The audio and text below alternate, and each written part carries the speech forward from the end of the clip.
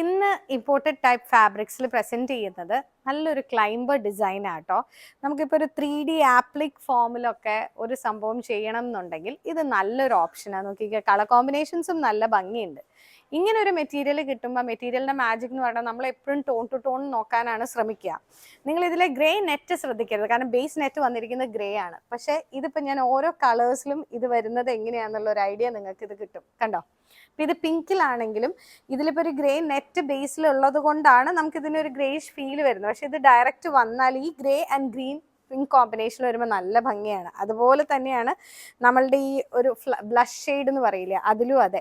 ഈ മുകളിൽ ഇട്ടിരിക്കുന്നത് ഗ്രേ നെറ്റ് ആയതുകൊണ്ടാണ് നിങ്ങൾക്ക് ഈ ഷെയ്ഡ് ഡള്ളായിട്ട് തോന്നുന്നത്. പക്ഷെ വർക്കാണ് നമ്മൾ ഇതിലേക്ക് വെക്കിങ് ഇരട്ടി ലുക്കാണ് വരുന്നത്. നല്ലൊരു സ്കേർട്ട്സ് ചെയ്താൽ നല്ല ഭംഗിയായിരിക്കും.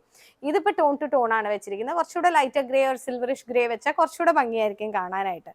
അപ്പോൾ ഇതിപ്പോൾ നല്ലൊരു സ്കേർട്ടായിട്ടോ അല്ലെങ്കിൽ ഒരു ഫ്രോക്കിൻ്റെ അടിയിൽ നിന്ന് മുകളിലേക്ക് ക്ലൈംബിംഗ് ആയിട്ട് ചെയ്യാൻ, അല്ലെങ്കിൽ ഒരു സൽവാർ ടോപ്പിൽ ഒരു വൺ സൈഡ് മാത്രം ഡിസൈൻ ചെയ്ത് സ്ലീവിൽ മാത്രം ചെയ്യാനൊക്കെ ആയിട്ടാണെങ്കിലും അടിപൊളിയായിട്ട് ചെയ്തെടുക്കാവുന്ന പീസാണ് കേട്ടോ. 1090-1100 ആ റേഞ്ചാണ് പെർ മീറ്റർ വരുന്നത്. ഞാൻ ജസ്റ്റ് ഇതിൻ്റെ എന്തായിരിക്കും ഇഫക്റ്റ് എന്ന് അറിയാൻ വേണ്ടിയിട്ടാണ് ഈ കളേഴ്സ് ഇതിൻ്റെ അടിയിലേക്ക് വെച്ചത്.